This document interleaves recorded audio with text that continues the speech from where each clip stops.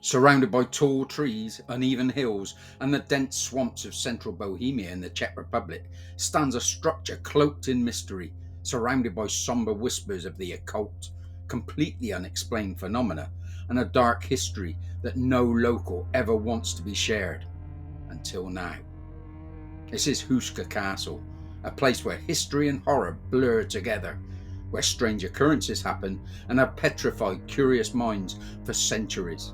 It is one of the best preserved Gothic castles in the world. Don't be fooled by the word castle though. This is not just any castle. Most medieval castles were built to keep enemies out, but not this one. Houska was built to keep something in, something they are just too scared to let out. All the fortifications were originally built facing in, the arrow slits all pointed inwards, the gateways were facing the opposite ways, and the whole setup seems inconsistent to conventional castles. Even the main building has no stairways leading to the courtyard. No quick escape. Today we're going to uncover its chilling past, the disturbing stories that surround it, and explore why this seemingly innocuous building has become a breeding ground for some of the most bizarre conspiracy theories in history. And if you've been paying attention recently, conspiracy theories, more often than not, come true. Grab a flashlight and let's descend into one of the darkest mysteries ever to be unearthed. To understand the strange mysteries that surround Houska Castle, we first need to go back in time to when it was originally built. The castle as they know it now was constructed in the late 13th century, but unlike other castles built for defence or royal grandeur, Houska Castle's purpose has always been debated. What was it truly built for? Unlike many other fortresses, Houska does not sit on a strategic hilltop, nor does it overlook a river or a valley. Instead, it was built on a flat plain, although on a cliff's edge, an odd choice for a defensive stronghold. It couldn't have been for nobility either, as there was no fresh water leading up there. It was built without a kitchen, and it was not on any kind of trade route or visiting thoroughfare, and the structure itself was surprisingly simple and tied into the limestone walls of the cliff. There was, however, one particular feature that stood out. The castle was built on a very deep, mysterious hole in the ground, a dark, yawning, bottomless pit. This hole, now located beneath the castle's chapel, is not just any ordinary pit. It was believed to be a gateway to hell itself, a portal that opened into a fathomless abyss. And it was this very pit that many of the legends surrounding the castle began to revolve around. According to local legends and records, the pit was not merely a geological anomaly that was first discovered in the year 800, but a gateway to something far more sinister. The story goes that the construction of the castle was, in part, an effort to seal the pit, an attempt to contain the horrors that lurked below. A couple of centuries before construction began, a duke from the Double clan was made aware of a strange hole or a crevice that had mysteriously appeared in the limestone floor upon the cliff. The local rumours had spread about horrific monsters and demonic creatures that had started to emerge from the hole and attack the villages around the area. Gruesome mutants, part human, part animal, with deep dark eyes and black leathery skin, would crawl out of the pit and terrorise the villages. Others witnessed flying banshees hovering over the hole, screaming and hollering. A group of brave villagers were intrigued by the sudden appearance of the hole and the stories. They visited the pit and began throwing rocks and old tree branches in, but to their amazement, they could never hear the rocks hit the bottom. But what some of them did hear was distant screams, blood-curdling screams that echoed off the pit walls. On hearing these stories, the Duke of the region came up with a plan.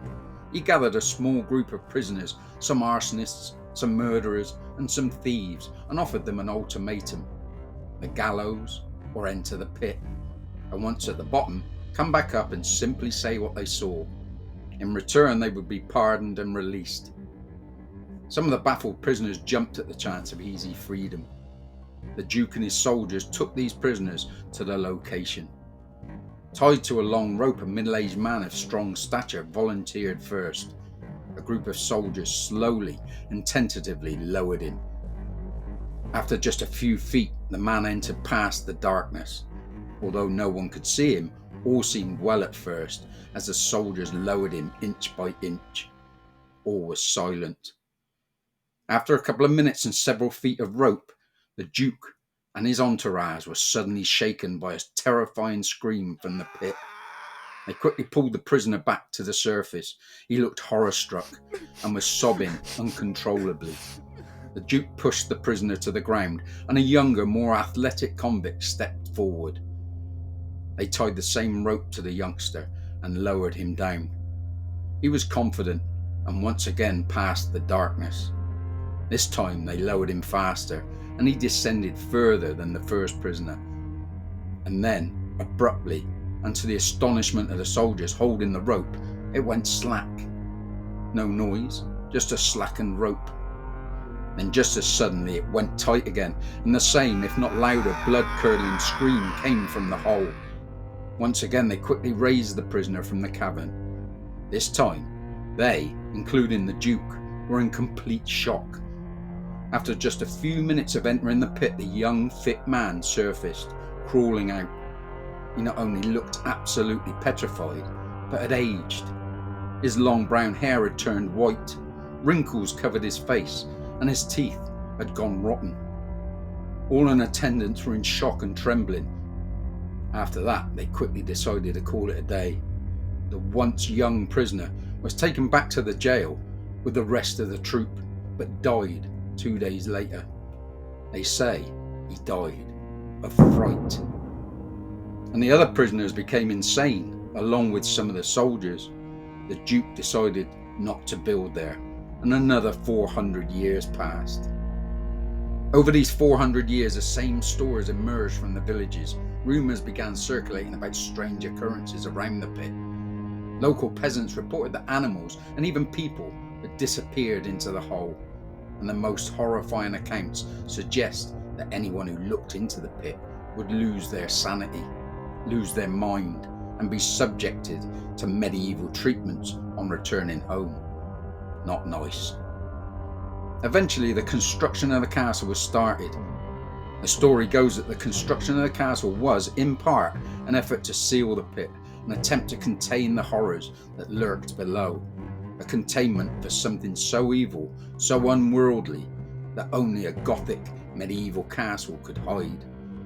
The castle's chapel was built over the sealed pit in an attempt to stop the demons from coming out. I've said it before and I'll keep saying it, but how did they manage to build something so grand, so enigmatic, in such a location back in the 1200s? How did they manage to avoid the swampland? How did they carry such heavy objects to the top of a steep cliff? But that's not the real reason why we're here, apart from the why. The castle boasts paintings on its walls. These include Archangel Michael, who is said to have battled Satan himself. And on the opposite wall is a fresco of a half lion, half woman. She has a bow pulled back, aiming an arrow at a villager with her left hand. Back then in paganism, being left-handed was a sign of evil, a mark of the devil himself. But we won't go there. In the late 16th century, another 400 years after its build, one brave monk dismissed these claims and stood in the chapel at the pit's edge, now covered by a large slab, to prove to his fellow monks that it was all a myth and that God would end these ridiculous tales. It is reported that after just a few minutes, his face contorted, his dribbling mouth dropped, and after letting off a gut-wrenching scream, he collapsed and perished. Looking at the dead body laying there with a face etched with pure terror, the other monks ran and never came back to Houska Castle. It was said that the castle's builders were unaware of the pit's supernatural nature until a group of masons, no, not the type you're thinking of, not yet anyway, were tasked with renovating the chapel's walls. One day, one of the renovators was working alone. He heard scratching from the walls and from the pit. He put it down to rats. But then he heard faint whispering coming from within the walls. It wasn't a language he had ever heard. It was a kind of gibberish, a kind of religious chant. All of a sudden, the pit blasted out a shocking yell. Just like the monks, the man fled and never returned. The renovation carried on, but without him, and nothing else strange was reported, for a while at least. Now, there are a number of theories why Houska Castle was built in the first place. Some historians believe it was simply a fortification for the ruling families of the region, yet the castle has no luxuries or noble grandeur. Some theorists suggest that the pit was an ancient supernatural anomaly, perhaps even the remnants of a pre-Christian site dedicated to dark rituals. They speculate that the castle was built not to protect people from invaders, but to trap something malevolent that resided beneath the ground. Is this what the monks saw or picked up on? Did one of the renovators experience this? The idea that Houska Castle was built to trap an ancient evil has been a popular topic amongst occultists and paranormal investigators. According to some, the monks and soldiers who constructed the castle were fully aware of the power of the pit. They were not building a castle, but a prison, a fortress designed to keep something far worse contained beneath. Over the centuries, rumours of strange rituals at Houska Castle have persisted. Some believe that the castle was a site for occult ceremonies, invoking dark powers to seal the gateway, even to this very day. The connection to the occult has fueled speculation, with some even suggesting that the castle was constructed by a secret society dedicated to dark arts, Masons perhaps, and yes, this time it is the ones you're thinking of. Could Houska Castle have been the site of ancient rituals meant to harness dark energies? Is the place built on top of a gateway to the underworld, a pit leading to hell itself? In the 20th century, during the rise of occult movements, there were claims that the castle was home to secretive groups of mystics, magicians, and even the Illuminati, people who sought to tap into the otherworldly powers of the pit. But the most disturbing connection of all is with Nazi Germany. During World War II, the Nazis took an interest in Houska Castle and its alleged supernatural properties. The idea that Nazis were obsessed with occult knowledge is not new. Hitler and many high-ranking officers were deeply involved in esoteric beliefs, and it's said that the Nazis sought out places of dark power for their twisted rituals. Himmler, Hitler's right-hand man, was heavily into the occult, much more than Hitler himself. During the early 40s, the Germans seized and occupied Houska Castle, and it was the site of Nazi occult practices, and the regime was interested in harnessing the supernatural forces of the pit. Could this dark history have played a role in the horrors that were said to manifest in the castle during the war? The most chilling aspect of this is the suggestion that the Nazis were just interested in the supernatural for spiritual reasons. They were after a power that could change the course of history itself. They thought the pit held answers to winning the war. Instead of guns and tanks, etc., perhaps they could harness the evil within the pit and use it to their advantage. That was their beliefs anyhow. They say that it was a place for experiments, the types of experiments carried out by Himmler and his crew on creating a perfect Aryan race.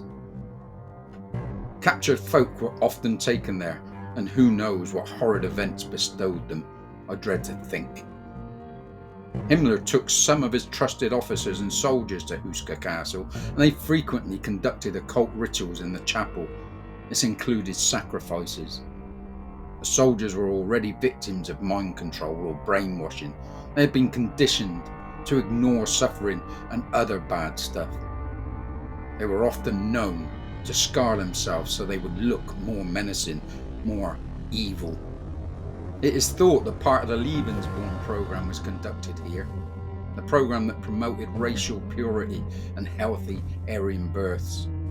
Also, a collection of thousands of books on witchcraft and demonic rituals were hidden in the castle on Himmler's request and demands. The castle was off limits to everyone, apart from SS officers or soldiers who were ordered there.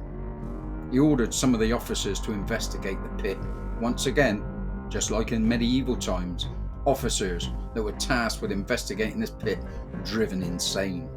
And we all know what Hitler and his cronies did with the insane.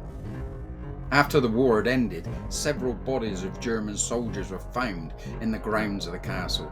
No, not shot by the enemy, as there was never any battles in or near Houska. I'll leave you to imagine how or why their bodies were there. Today, Houska Castle continues to be a subject of fascination for paranormal investigators and historians alike.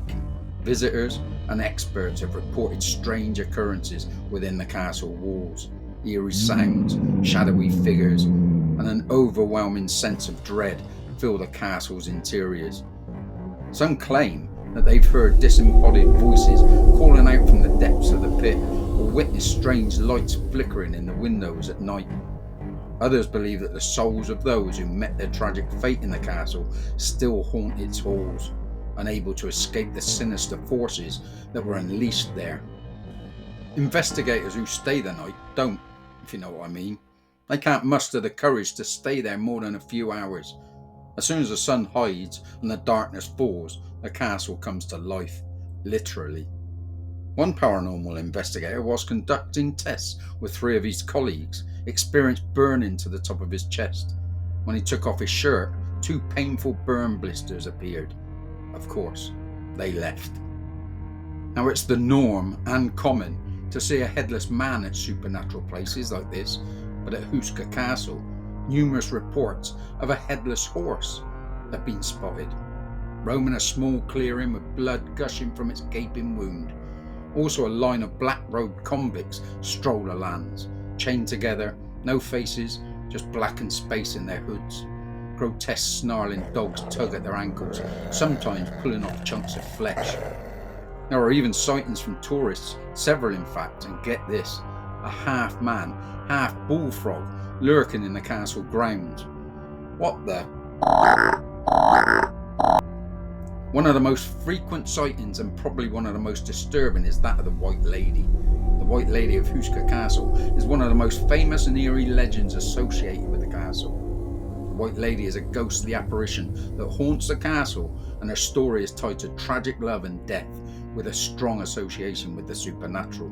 Some say she has beauty beyond belief, yet others say she is disfigured and hideous.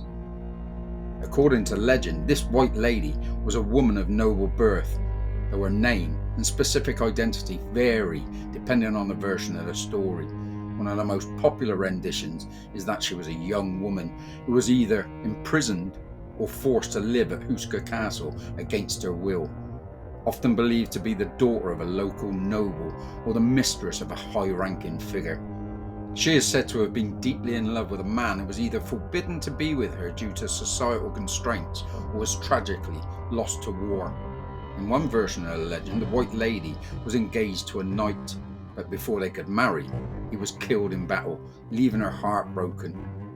Consumed by grief and despair, the lady reportedly died of a broken heart whilst praying in the chapel, and her spirit became trapped within the walls of the castle. She appears in the form of a pale, ghostly figure dressed in a long white silk gown, wandering the halls of the castle, particularly around the chapel and the areas near the pit, which adds to the eerie atmosphere surrounding the site.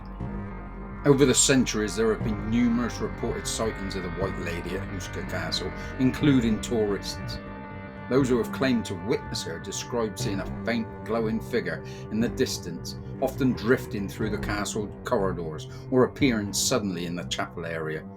Some say her presence is accompanied by a chilling cold or an overwhelming sense of sadness and dread. Many visitors to the castle report feeling a heavy, oppressive atmosphere around certain parts of the structure.